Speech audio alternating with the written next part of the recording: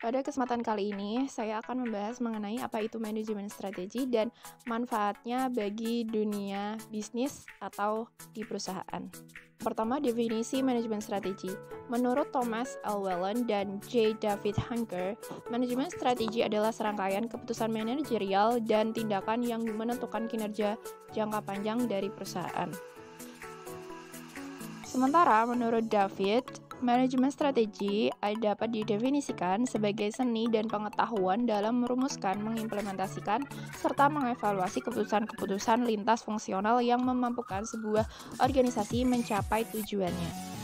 Dan yang ketiga, menurut Alvin, manajemen strategis adalah cara menentukan dan mengatur strategi sebuah organisasi atau perusahaan sehingga bisa mencapai tujuannya dengan baik dan tepat sesuai sasaran dan waktu yang telah ditetapkan. Lalu, apa esensi dari manajemen strategi di dunia bisnis dan industri? Manajemen strategi sendiri berguna di perusahaan sebagai integrasi proses manajemen dalam membangun strategi guna mencapai tujuan perusahaan.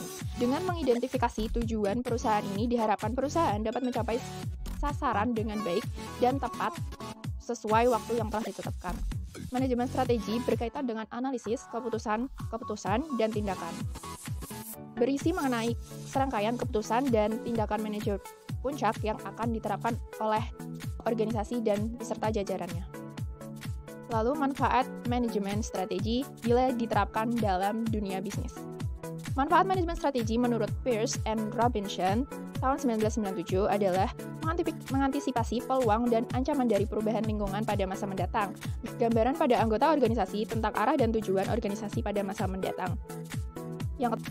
Kemudian yang ketiga, memonitor apa yang terjadi dalam organisasi sehingga apabila organisasi tersebut menghadapi suatu masalah, dapat dengan segera diatasi akar permasalahannya yang akan memudahkan untuk mencari solusinya. Mengingat persaingan bisnis yang semakin sengit di era sekarang, maka untuk menguasai pasar, manajemen strategis adalah hal yang tepat untuk diterapkan di dalam suatu perusahaan. Maka, seorang pengusaha harus mempunyai kemampuan untuk menjadi leader market atau penguasa pasar. Kemampuan-kemampuan yang diharapkan, yakni yang pertama, mampu mengidentifikasi pasarnya. Yang kedua, mampu secara detail menguasai sebesar mungkin sumber-sumber raw material industri atau barang dan jasa trading. Yang ketiga, mampu mengidentifikasi segmen dan struktur pasarnya dan mengaksesnya sesuai permintaan. Seperti memecah seluruh potensi pasar ke dalam bagian-bagian yang lebih kecil atau manageable parts berdasarkan demografi, geografi, atau psikografi. Yang keempat, mampu membuat keputusan-keputusan strategik secara organisasi untuk menguasai pasarnya. Yang kelima, meningkatkan efektivitas operasional perusahaan secara terus-menerus untuk terus meningkatkan efisiensi dan agar tidak tertinggal oleh pesaingnya.